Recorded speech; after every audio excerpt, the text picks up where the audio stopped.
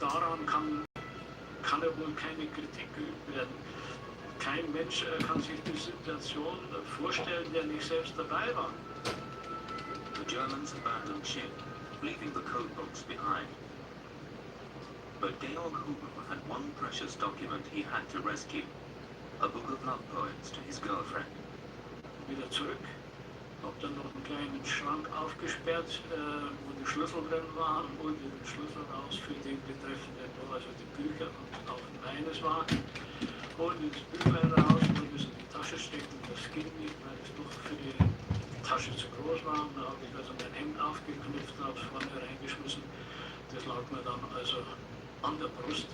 Und so bin ich dann nachher auch so ungefähr eine halbe Stunde geschwommen. David Barn led a boarding party across to the stricken submarine. But what if the Germans had left an armed man behind to scuttle the boat? Barn went forward first. I couldn't imagine the Germans would have abandoned this U-boat, floating, if it left it, without someone down below trying to sink her. But at any rate, I got the revolver out. Second light, dim light was on. And I couldn't see anybody. Just the nasty hissing noise, like the sound of. To this day, I don't know what it was. The rest of the boarding party began to search the U-boat. They had no idea what they were looking for. They did not know about the secret diagram tables. David Barn had never heard of Station X. I sat down at the captain's desk in his cabin, and suddenly, amongst all the things, I think his Aunt Cross was there, and I put that into a bag, and that's odds and ends. But also I came across a sealed envelope. I didn't open it, I wouldn't have understood it anyway, I'm not speaking German. They obviously was something fairly important, being a sealed envelope in his desk, so I popped it into my pocket. At the time, David Barn had no idea of the importance of what he and his boarding crew had found. The capture of U-110 was a disaster for the Germans and a treasure trove for Station X. The codebreakers now had the secret tables of the naval enigma. Captain Lem died in the attack. No one will ever know why he did not scuttle the U-boat, or why he did not destroy the codes. Das kann ich jetzt noch im Nachhinein nicht mehr. Ich musste mich ja darauf verlassen, wie die Befehle waren. Ja? Nachdem viel eindeutig war, das drin zu lassen und nach oben zu steigen oder zu klettern, da gab es keinen anderen Weg. The only document on the U-110 that did not end up in British hands was the book of love poems to Abid. If Georg Hubel had rescued the diagram tables instead, things may have been very different.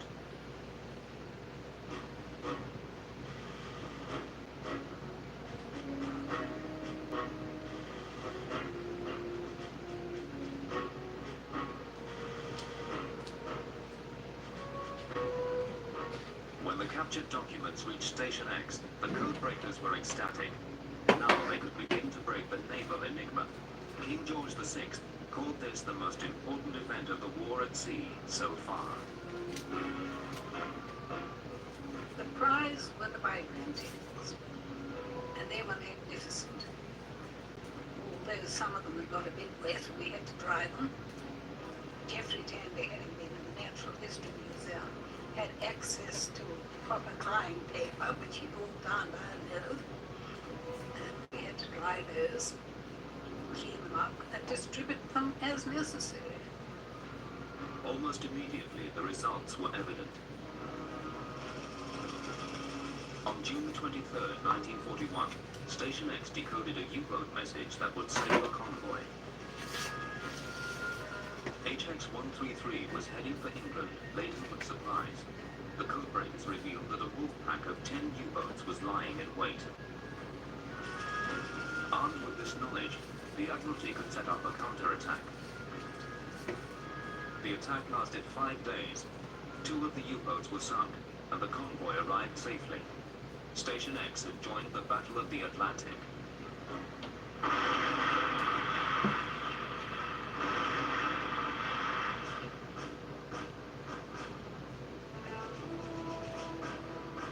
But Britain was still alone. Germany had brought Europe to its knees. Defeat seemed weeks away. The decoded messages from the... Kill me up!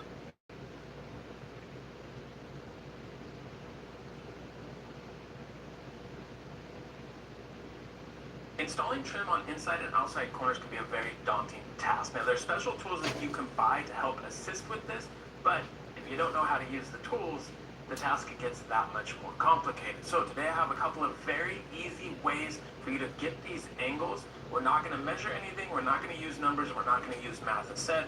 We're just going to use these 2 pieces of scrap. First example, we have an inside corner on an obtuse angle of greater than 90 degrees. I have my 2 scrap pieces here, they're both cut to the same width. I slide one into the corner here, I hold the other one up against the other wall, I slide it in, I slide it down, and I simply mark where the 2 come together. Now, if I connect that point to this point, that is what I need to cut that angle to. Now, of course, it depends on how meticulous you are with drawing this out and how meticulous you want the job to be done, but this is all you need to do to figure out those 2 pieces. Cut both your pieces at whatever this is. It doesn't matter the number, and it's going to fit every single time. Now, in the next example, we have the outside corner of an obtuse angle. Here, we're going to take our 2 scrap pieces. I slide one up against one wall and one up against the other wall, just holding them both together like this. I want to mark right here where the 2 overlap, and then I'm going to go on the inside corner here. I'm going to mark the same way. So it should look something like this. All I have to do is connect those 2 points, and that is the angle that we need. Again, cut both of those pieces to that same angle, and it'll fit together just fine. All right, now I've switched it up to an acute angle. We're going to go on the outside, and it might look 90 degrees, but if we put a square up there, you can tell this is definitely out of square. But it works the exact same way. I slide one up on this side of the wall, one up on this side of the wall, and hold them together.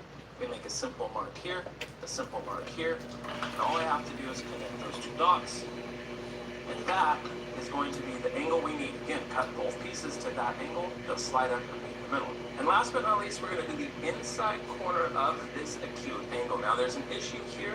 If I put this square end into the corner, I'm going to have a gap here, and that's not a good thing. So the easiest thing to do is just lop this off at an angle. I chose 5 degrees, you can choose whatever you want. And now when we slide this in here, we can get nice and tight up into that corner.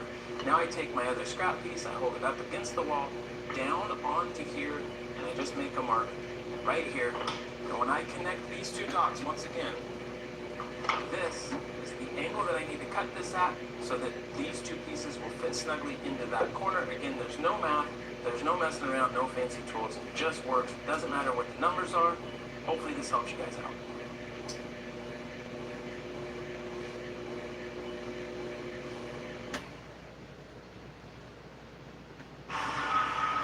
Here again with a very svelte, very formidable favorite. The pressure of a lifetime of work comes down to a mere whisper of time in front of the world.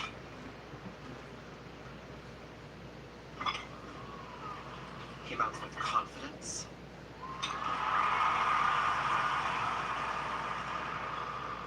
Deep breath, and bring it home.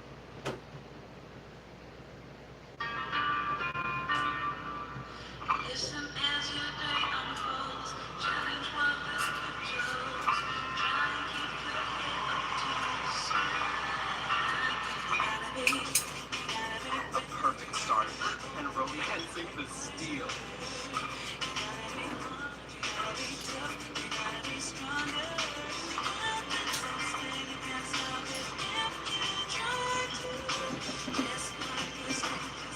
Gorgeous, tight rotations. Signature move here, the lingonberry twist. He's known as a very generous performer. So generous, in fact, he's included the judges.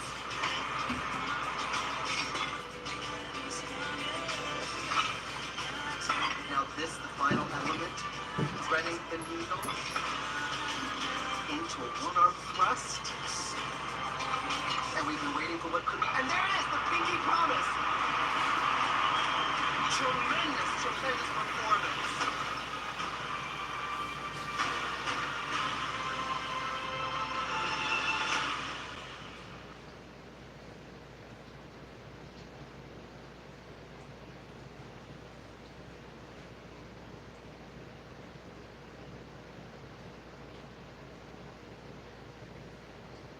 My moderate to severe plaque psoriasis, the burning, itching, the pain. Emerge Tremfiant. With Tremfya, most people saw 90% clear skin at 16 weeks. The majority of people saw 90% clear skin even at 5 years. Serious allergic reactions may occur. Tremfya may increase your risk of infections and lower your ability to fight them. Tell your doctor if you have an infection or symptoms, or if you had a vaccine or plan to. Emerge Tremfiant. With Tremfya. Ask your doctor about Tremfya today. The D, one of the most fundamental joints in woodworking. And today, I'm going to show you how to cut 3 variations. Number 1, the full width dado, which is a fantastic way to cut dados for beginners. Number 2, a kind of intermediate version of that, the stopped dado, which is a fantastic way to elevate a very simple but very important joint. And number 3, the shoulder dado, which is kind of the advanced version of this joint, and the one that I employ the most. Now, as a wrinkle, I'm going to show you how to do all 3 of those by hand without any power tools whatsoever, because it's just one of those days. So, grab a coffee, turn off the music, cozy up on the couch or computer chair, wherever you're watching this video, and let's do a little woodworking. But like, old school.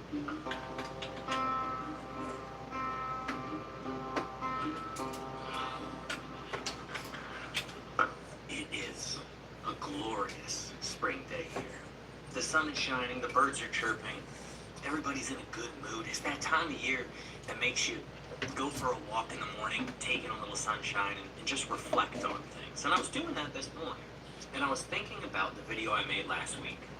This little shelf right here that I made for an award I won recently. And I had this desire to remake it, cutting those joints by hand, which I'm not going to do because you've already seen me build it once and there's no reason for me to make that piece again. But what I do think might be valuable is going through the process of cutting that joint, a dado, by hand in a few different ways. Because, number 1, this is the time of year where the windows are open, the breeze is coming in, and you just kind of want to have a quiet moment and cut some joints by hand. But also, I recognize that some people don't have the necessary tooling or the space to have that tooling to cut joinery by machine. So, how do you cut a dado by hand?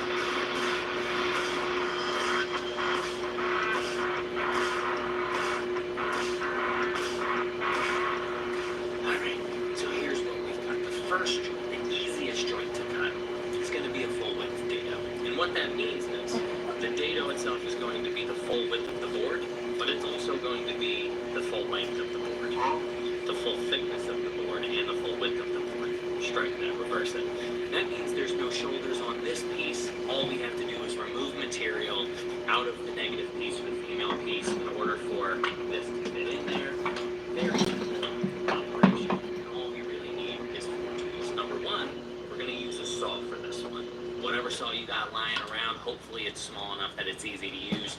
This is just a dovetail saw from Veritas. I've got a chisel.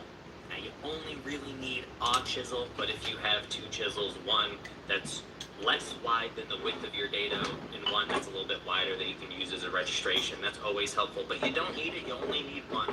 We need a square, of course, whether you have a nice fancy combo square or just a framer square, both will work. Speed square, framer square, whatever square you got, hell, make a square, it doesn't actually matter. And then you need a knife. Now, this is a fancy knife. You do not need this kind of flat back dual bevel knife. All you need is this bad boy. I am so accustomed to using this. I use this knife on probably 99% of my furniture. Very rarely do I break this out, to the point where most of the time I forget that I have it. So I'm going to use this maybe later on in the video, but for right now we're going to use this because it's what I know, it's what I have, and it's cheap and accessible. So that's where we're at on that. Now, let's get this set up so we can cut some joinery.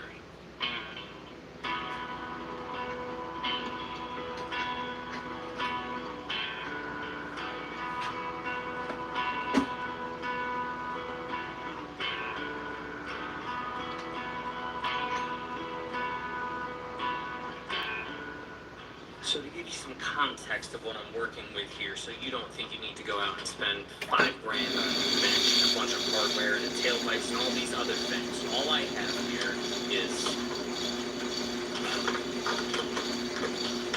tighten that down pretty good.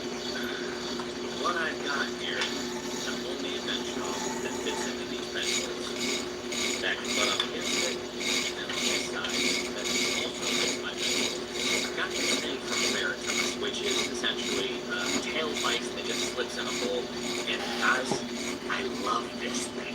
I'm pretty sure it's still available. I will check it. If it is, I will put a link in the description below.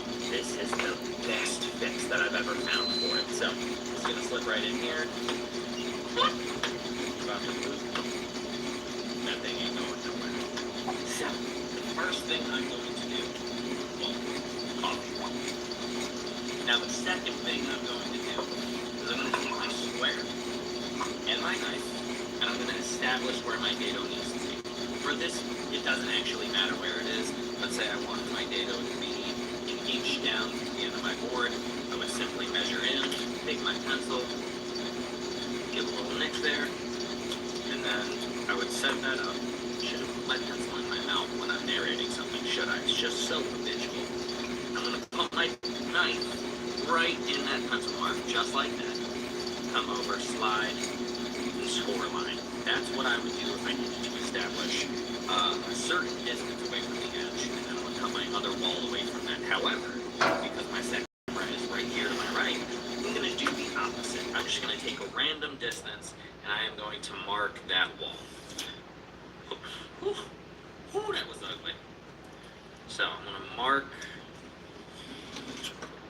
This is why you got to pay attention to what you're doing with your knife. The very first knife mark I made skewed away from my square. And that's not what we want. That's not what we want at all. So even I make mistakes sometimes because I'm busy saying dumb things to camera and thinking not about what the thing I'm actually doing is. Now, one thing you'll notice. Rude. This knife has a bevel on both sides. You can see that there is a bevel on this side and on this side, which means when I go to cut, I could potentially, if I'm straight up and down, be off of my knife wall. So I'm just going to tilt it a little bit to the right, just a little bit, so that my bevel is actually riding my square. Now, take a few passes with that knife. I've established a good, strong knife wall. I'm going to take my wide chisel at this point, and I'm just going to come to the side, and just give it a little nick. Now, you already may be screaming at your device, Eric, this looks an awful lot like Paul Seller's method. Yeah, because it is almost identical to Paul Seller's method, if not identical. Paul didn't invent the method, but of course he popularized the method because he's a hugely influential woodworker, and Paul was one of my very first teachers back in 2010, 2011, something like that, so... I'm trying a new marketing tactic. What do you think? That's one way to tell people about Boost Mobile's new 5G network. I wonder what that is. Oh, and I also did this. So you like it? You made me hate muscles.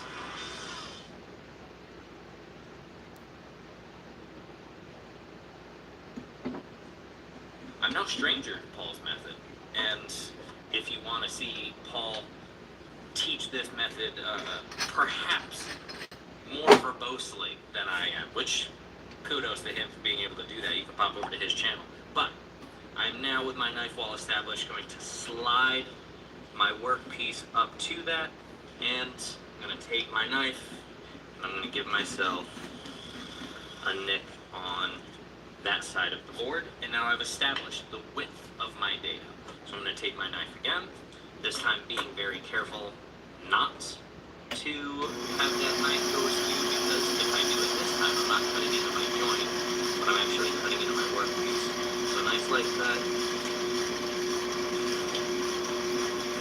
and then a couple more passes. And then I can come over here and nick my knife hole on this side as well.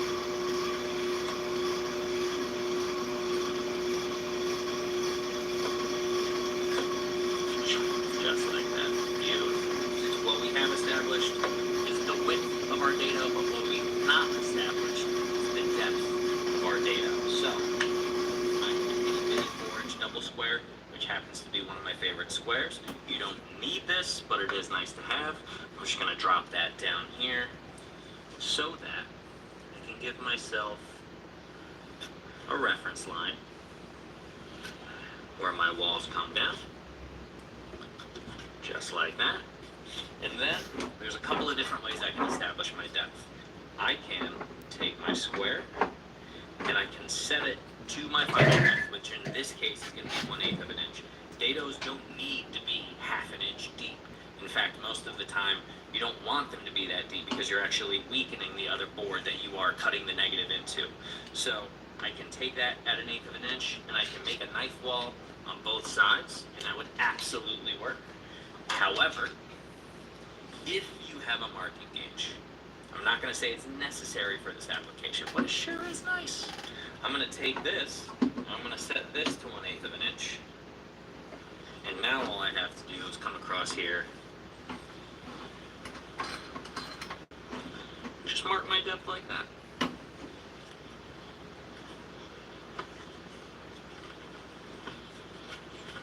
Easy breezy. Now, with all of our markers set, what I need to do now is remove the material so that my other piece can fit in it.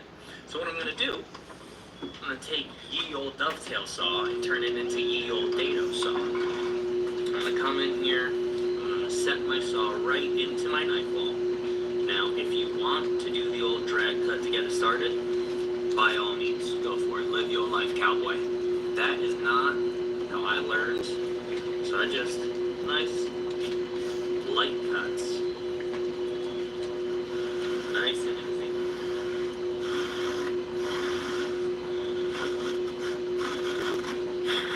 Until I establish a curve. And then I can come in here and just making sure my saw stays vertical. Now, if you really want, you can set a guide here right next to the saw so that it is absolutely vertical. But you'll get good at eyeballing for vertical over time. It just takes some practice. So, I'm going to check my walls, make sure everything looks good, and it does. Take a few swipes. And get it down to depth. Beautiful. I definitely went past depth on this side, but hey, we're going to call that the back of the cabinet. I'm going to come over here and do the same thing. A little bit more.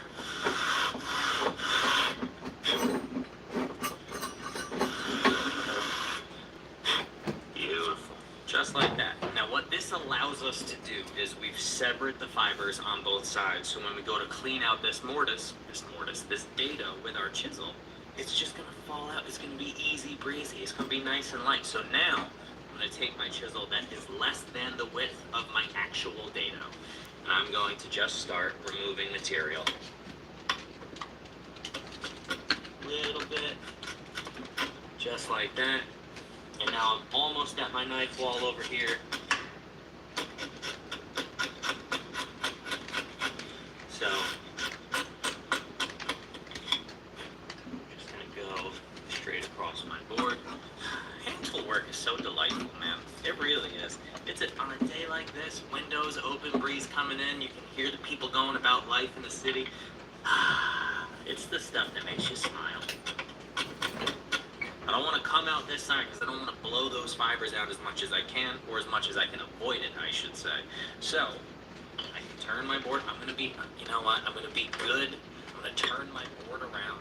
I'm going to do it the proper way.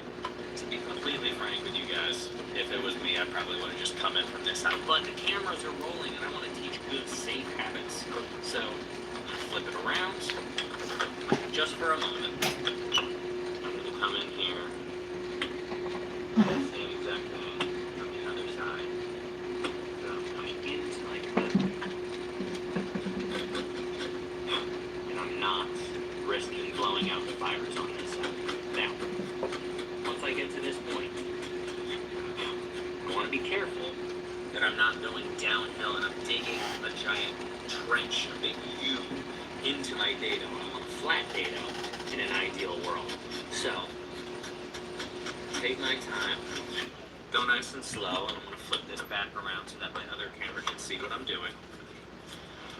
I'm going to come right back into my knife ball on this side, and come straight across.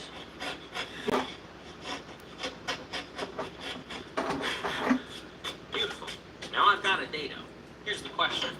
How do you know that your dado is at the proper depth? Because you just free-handed it. That's an excellent question. I'm so glad you asked. This is why we invented this tool.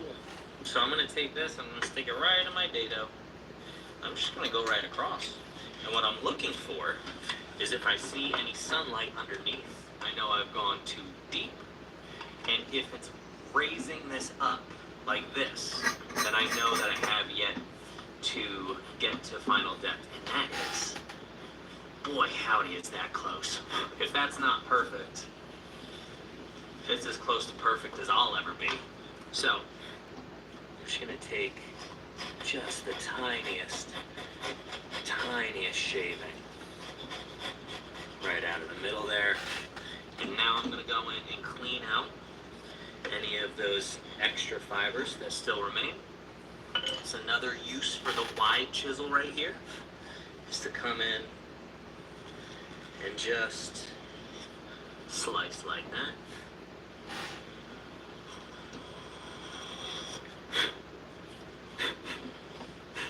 Glorious. Scott 1000 helps prevent clogs by dissolving 10 times faster in water. Get more with Scott.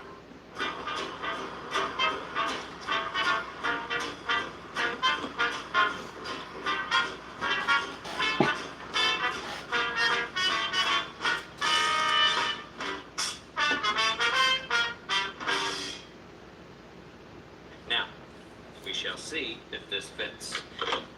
And what I'm going to do is loosen this up so that if it fits proper, it should be able to pick this up just friction good. Oh, that's glorious. Perfect data. Real time, looking at it, 12 minutes and 30 seconds. And that's with the setup and the talking. It's perfect data.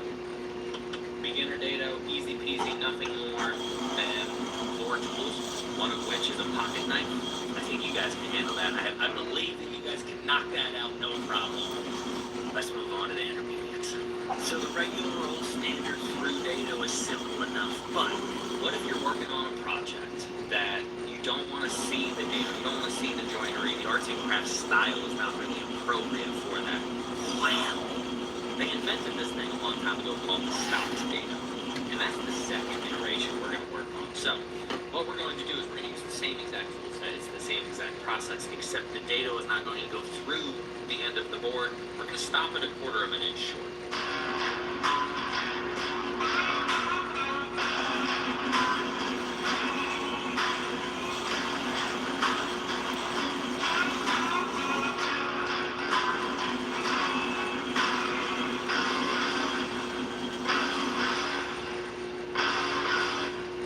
I'm a dingus. We did say that was going to be a stop data. We're going to leave that there as a mark of my humility. And we're going to start again.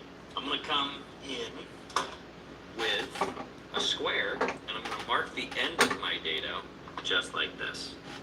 I'm gonna put it right next to that one so I remember that I'm a real knucklehead sometimes. Just the knife wall, or a pencil mark rather, is gonna be good enough for right now.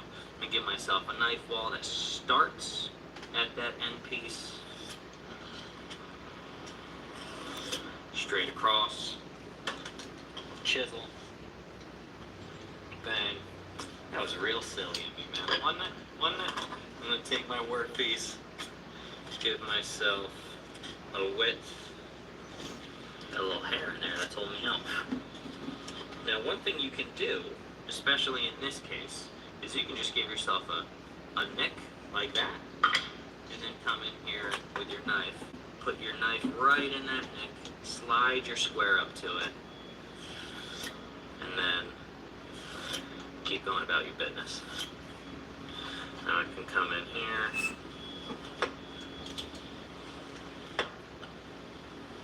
nick the other wall. That is definitely stopped now. And then I'm going to take either my square or my chisel, it doesn't actually matter which. I'm just going to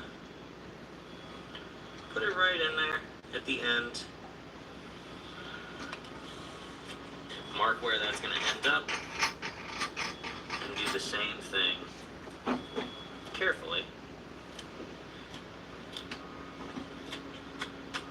at the end of my data. Bang, just like that. And we're good to go.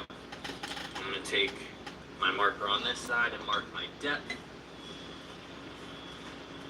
And give myself a reference for that. Now everything is marked, everything is good, everything is clean, and is definitely stopped. But now I need to remove the material. And no problem on this side, I can just keep going. But I have to sever my knife because I can't cut all the way through. And this can make it a lot harder to use that saw. So instead, what we're going to do is I'm going to take my chisel, I'm going to take a heavy hitting thing, I'm going to put it right in there. Just tap, slide, all day long. Now this is really helpful, especially in the beginning, because it's pretty easy to tell if this chisel is vertical, right? You don't want your dado to be skewed to one side or the other, because if it tapers in, your board's never going to fit. If it tapers out, your board's going to be loose. So you want it to be vertical. You want it to be nice and square. The other thing you can do is just kind of eyeball for vertical and slice back and forth like this. I'll do this from time to time.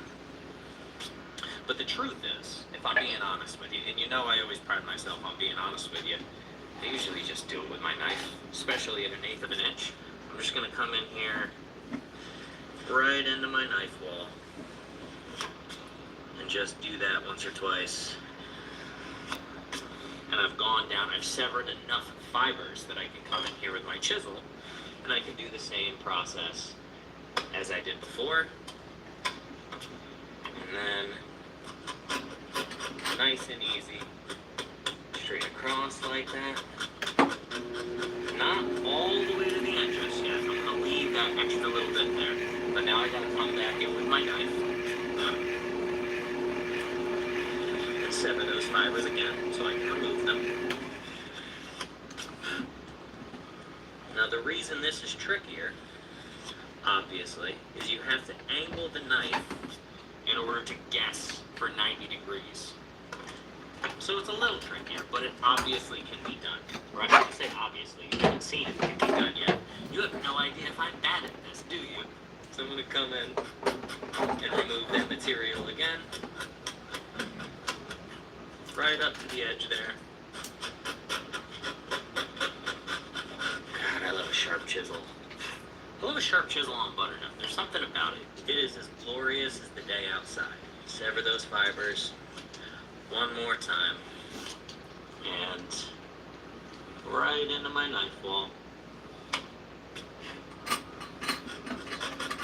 Straight across.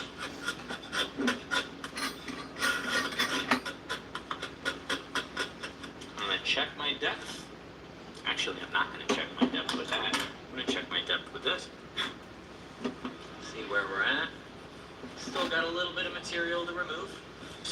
score. The reason it's a little bit harder to tell how much material I've removed at this point is because I only have one reference edge here. This is my only depth gauge. I have no depth gauge on this side, so I can't tell as I'm going across if I'm flat, if I'm going uphill, if I'm going downhill.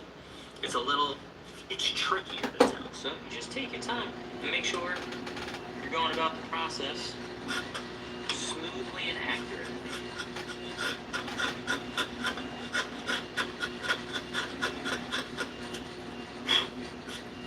Beautiful. Beautiful. I'm going to leave that as is for the moment. And what I'm going to do is I'm going to start removing a little bit at the end here.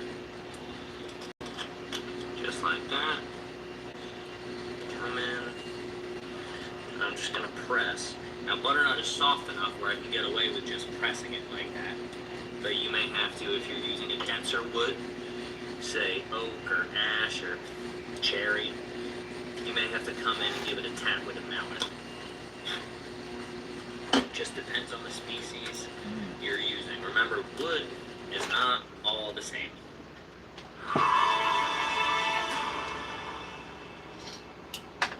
My moderate to severe plaque psoriasis, the tightness, stinging, pain. Emerge Tremfyant. With Tremfyant, most people saw 90% clear skin. Come in here, sever those fibers. Come in here and sever the fibers on the end as well.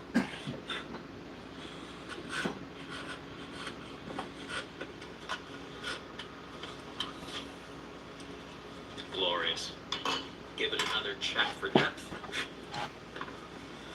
And that's pretty dang close. That's pretty dang close. Now, I could pause it right there. I absolutely could.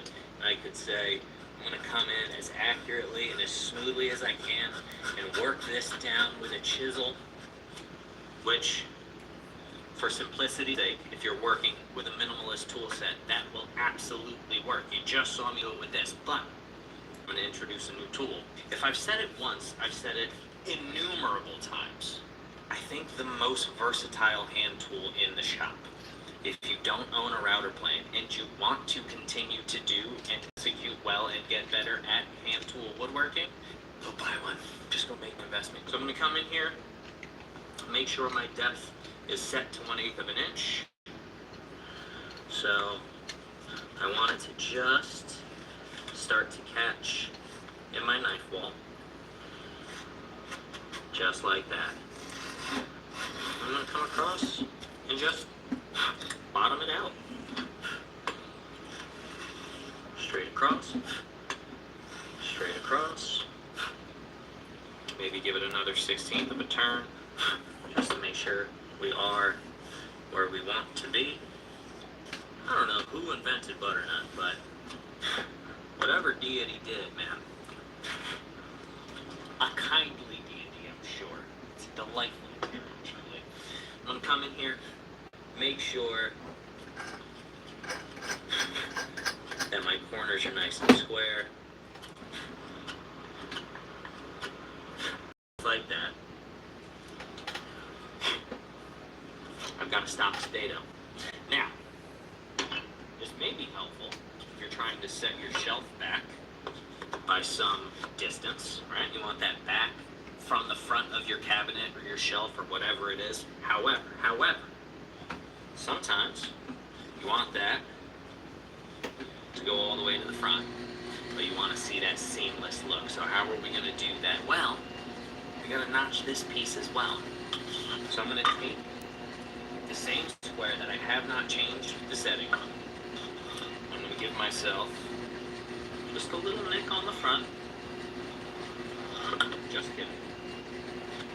Just think about this. So that needs to be 1/4 of an inch in front of my piece.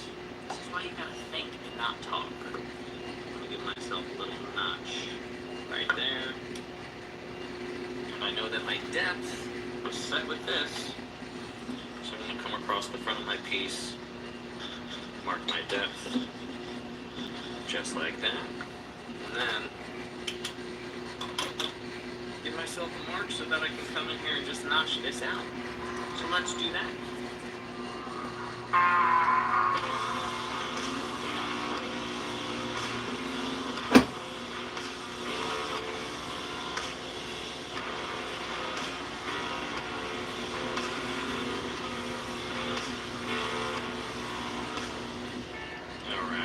notch cut very simply right off the saw. We're gonna pop our piece into our dado,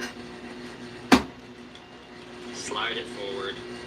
That thing, snug as a bug in a rug, man. Stop dado.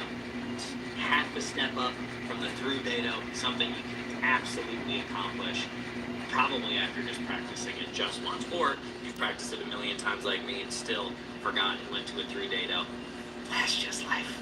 Now, on to our third and final variation on this joint, the advanced version. Here's the issue with the two joints we've cut so far. If you were to cut your joinery and then surface your material, what would happen is, because these joints are full width, you would remove material from the positive or the male piece, and then your joint gets loose. So right now, my joint is nice and tight, but if I remove material off of both faces, I'm making this board skinnier, and therefore it won't be as tight. So what do you do in that situation? Well, you can do what I kind of call like the shouldered or the tenon dado. I don't know if it has a proper name. It probably does. Somebody on the internet's going to yell at me. So we're going to make that happen now. Here's what we're going to do. We are going to figure out what size, what width dado we actually need. These pieces are about 5/8 of an inch thick. I didn't actually pay attention to what the material thickness was. I was just running them through the machines. So they're 5/8 of an inch thick. So I say we make a 1/2 inch wide dado. Therefore, we would need to take around 1/16 of an inch off of both shoulders, off of both cheeks, in order to fit that into dado. I think that's the move.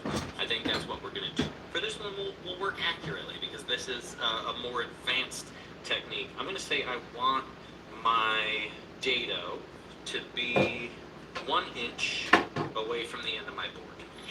So I'm going to take an inch. I'm going to give myself a mark. I'm going to take my square. I'm going to give myself a mark with a knife wall. Now, here's the thing about woodworking. Sometimes you work in awkward positions. That's just how it goes sometimes. Obviously, I would prefer not to be cutting in this awkward way with my hand, but hey, here we are. Such is life. We're going to do it. We're going to make it work. So I've got a knife wall. Now I'm going to establish a 1/2 inch. I'm just going to lay a 6-inch rule on here. I'm going to give myself a mark at 1/2 inch. And I'm going to come in here. I'm going to mark my other wall. Put my knife right in there. Do one of those. And do one of those.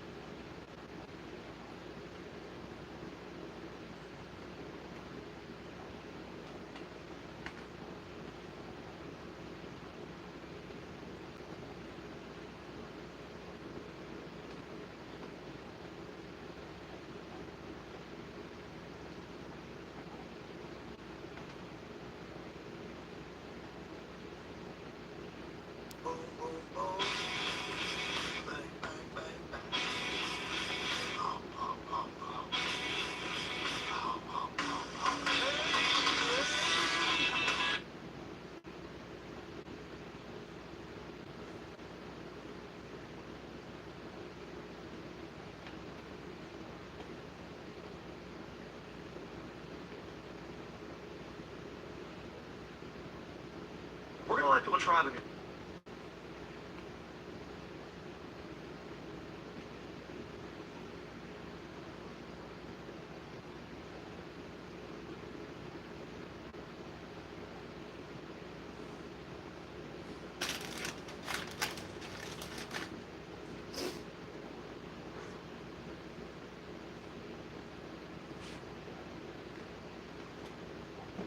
the data. One of the most fundamental joint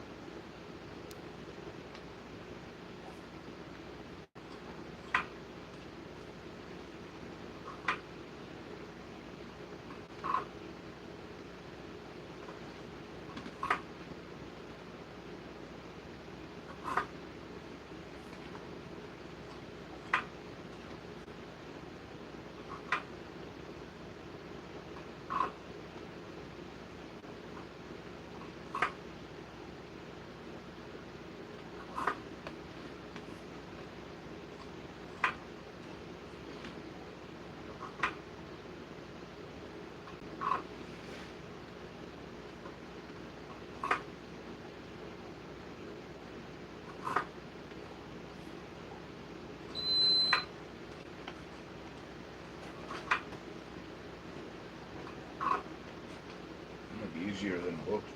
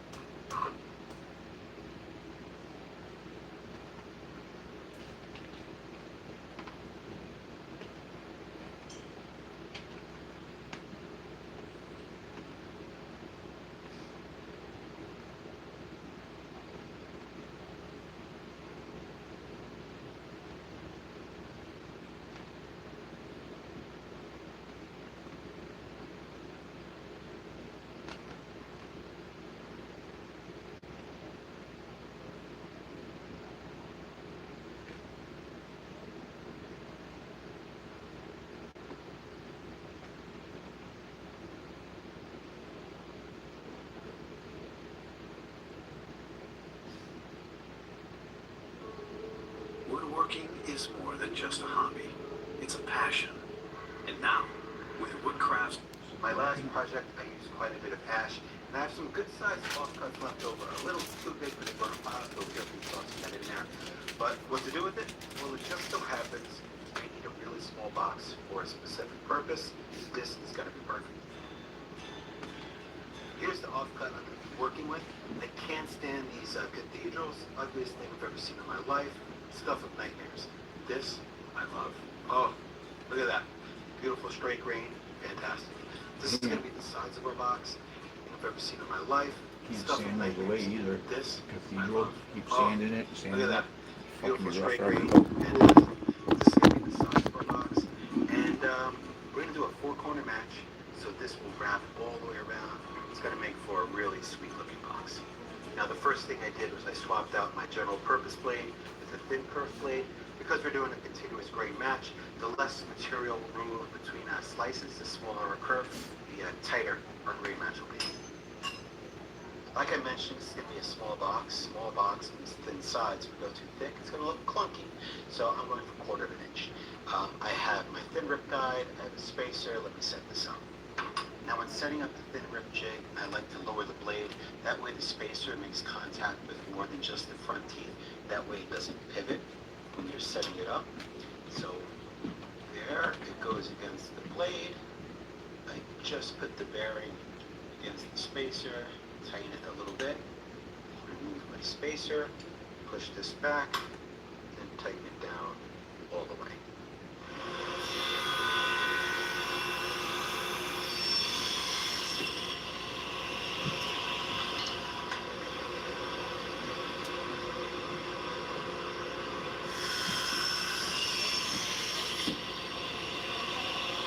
Here are the 2 pieces I ripped off of this board. I trimmed them because I didn't need the full length, and it's really important that we keep them in the same order that we ripped them off the board.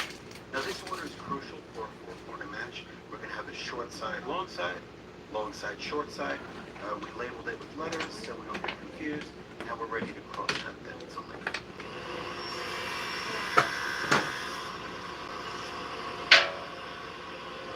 So after cross-cutting, we have 4 pieces, short side, short side. And one thing I should have pointed out earlier, the outside of these pieces, those are actually going to be the inside of the box. So got to keep track of that. So I put little ends on the sides where the miters are going to go, because the last thing we want to do is miter the outside. That would really suck. Now for pieces this thick, 1/4 inch, I prefer to use a shooting board. I have this guy really dialed in beautifully. It goes really fast, and it's very controlled and quieter.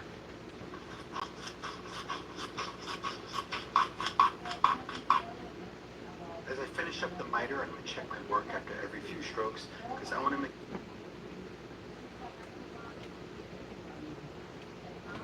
Then 1/4 inch, I prefer to use a shooting board. I have this guy really dialed in beautifully. It goes really fast, and it's very controlled and quieter.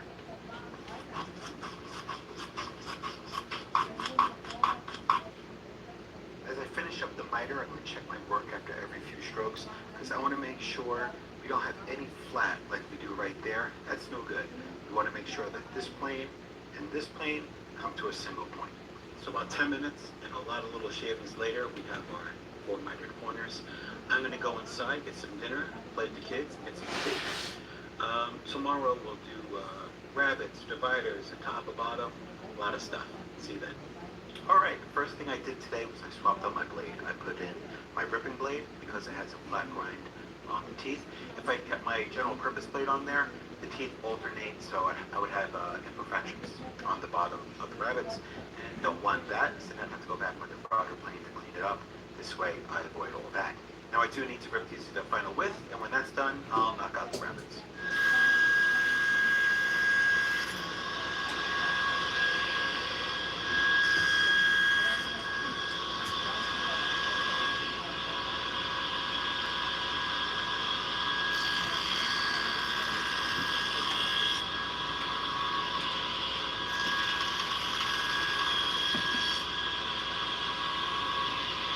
Alright, with that we have our bottom and top rabbits done.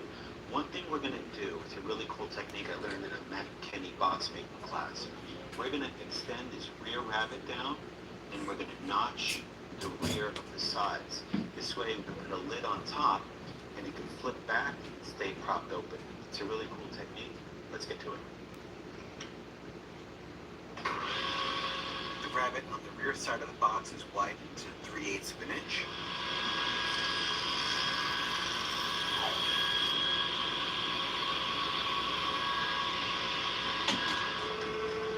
At the router table, I set up a stop block to make a notch that is 3/8 of an inch wide by 3/8 of an inch deep.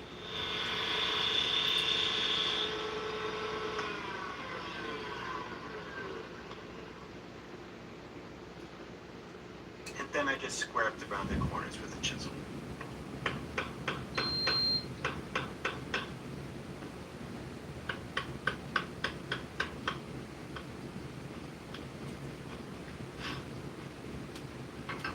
Alright, with those rabbets and notches out of the way, I can now concentrate on the top and the bottom. For the bottom, I'm going to do more ash, and for the top, I have some figured walnut. I think it might look nice, a little bit of contrast. We'll see how that looks. Now I have some ash offcuts that I want to use up to the bottom. They're a touch too narrow, so I'm going to have to glue two of them together. I played around with them for a bit and found an orientation that will hide the glue line really well. And to get a perfect glue line, I'll take the two pieces, put them back to back, put them in my vise, and hit them with my edge plate. Who's coming in the driveway?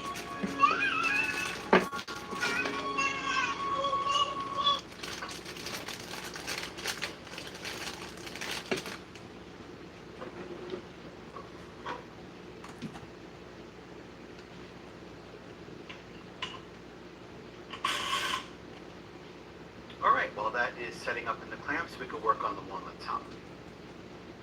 For the bottom, and for the top, I just put them together. I played around with them for a bit and found an orientation that will hide the glue line really well. And to get a perfect glue line, I'll take the two pieces, put them back to back, put them in my vise, and hit them with my edge plate.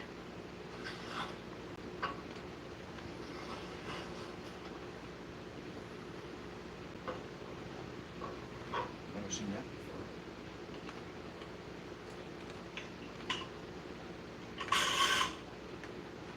Alright, while that is setting up in the clamps, we can work on the walnut top. And for the top, I have a piece of figured walnut that's been sitting around forever. I milled it down to 1/4 of an inch thick, and when the box is assembled, I'll cut it down to its final length and width. For our last major operation of the box build, I'm at the router table. I've put some dados in the front and rear panels of the box to house dividers. The rear panel is easy because the dado goes all the way through. The front panel, a little bit trickier because they're going to be stop dados.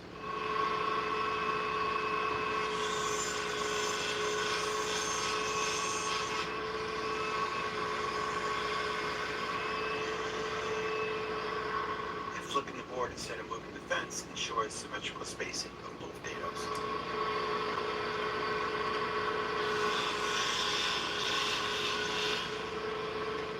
With our stop dados, one side can be run in conjunction with just a stop block.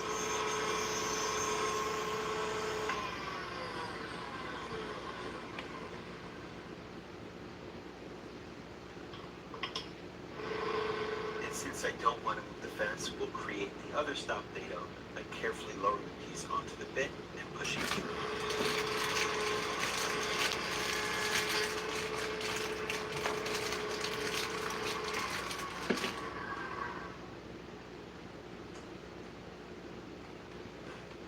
I did a quick dry fit, took some measurements, and cut the pieces for our two dividers, our top and our bottom.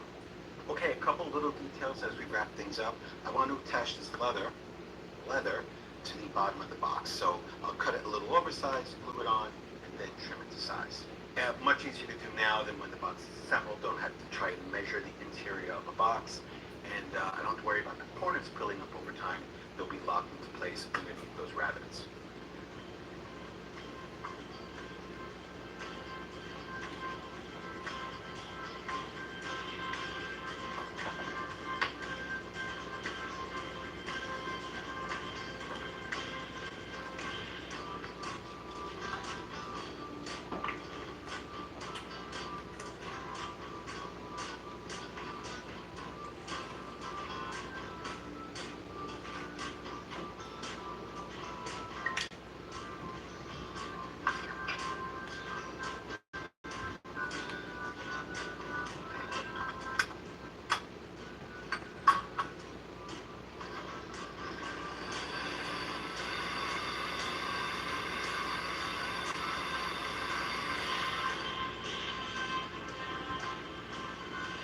let's glue this little guy up. I got my tape ready. This is 3M 233 plus. I prefer the green tape over the blue tape because it stretches more. So as you apply it, when you let go, when the tape stretches back, it pulls the joint closer together.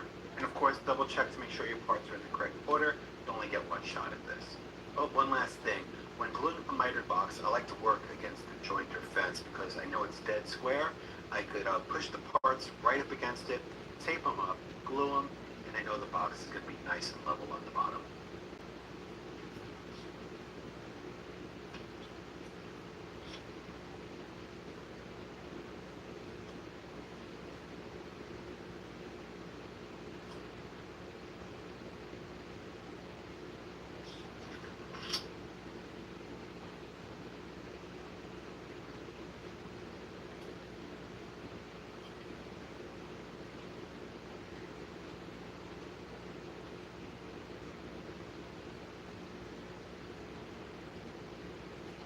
The sides glued up, now I'll just glue in these two little dividers and the bottom.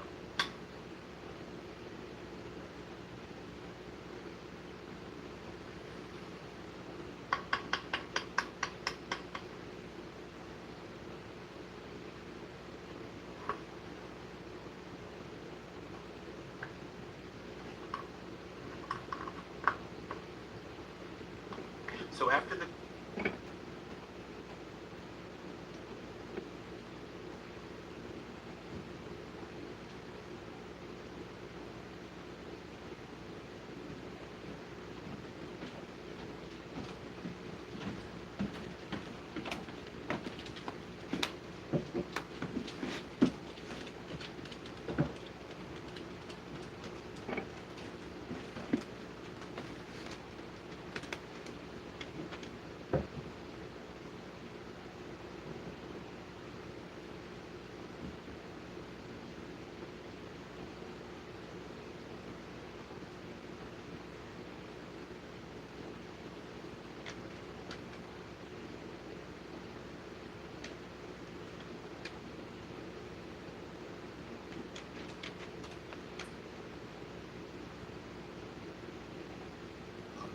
Your small business has unlimited potential. Spectrum Business is built to connect you with that potential. Get fast internet, advanced Wi-Fi, and a mobile line, all for only $49.99 per month. That's life unlimited. Hey y'all, it's time to get my hand tools out of this travel chest and onto the French cleat wall by building these 3 different holders. The first holder we're going to tackle in this video is the magnetic chisel holder. I'm going to start by building a dovetail frame. Some people say that's overkill. I see that a lot in the shop project videos where people say it doesn't even look nice just because it's in the shop. But I like to use my shop projects to practice techniques and skills. You won't see me put up a lot of effort into sanding or finishing, but I still want it to look nice.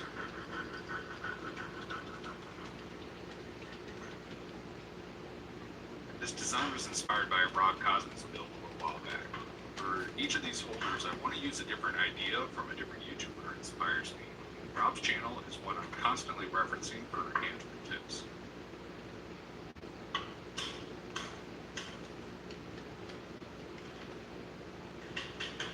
After the initial frame is tested, I need to cut out a groove on the back for the back report. I did this on the table saw for the first time, marking on the tape how far the blade cuts, and plunging in the piece where it needs to be cut out. And then I cleaned it up with hand planes and chisels.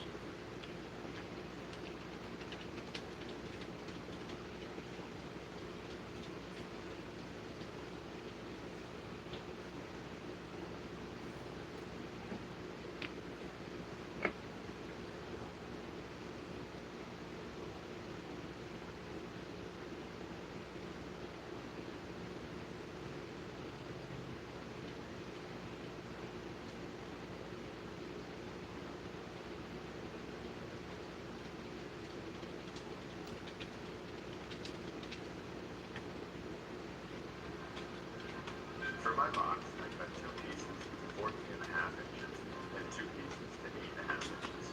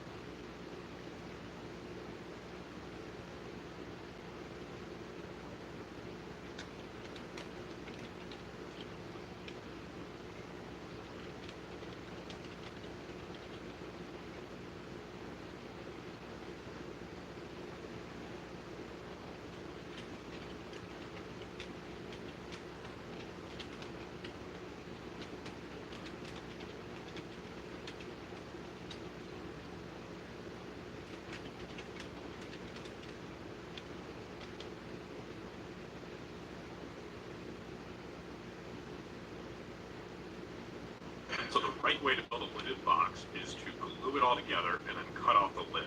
But here's a tip for actually doing that safely. I first set the blade height just over the thickness of the side of the box. I then cut through one side, flip it over, and cut through the opposite side. Next, I adjust the height of the blade so it's about a 1/16 of an inch less than the thickness of the box. Then I cut one of the remaining sides, flip it over, and again cut the opposite side. So now all you need to do is take a sharp knife and cut that little bit of remaining material on the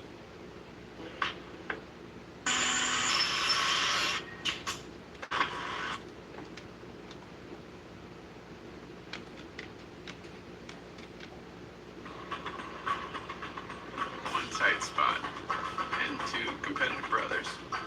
And Hey everyone, welcome back. That would make a really good clapboard, like the movies. 3, 2, 1. Welcome to Solid Builds. Today I'm going to show you how to build a simple wooden box the easy way. It's a very straightforward process. It didn't take me that long. Let's begin. For my box, I cut 2 pieces, 14.5 inches, and 2 pieces, 15.5 inches.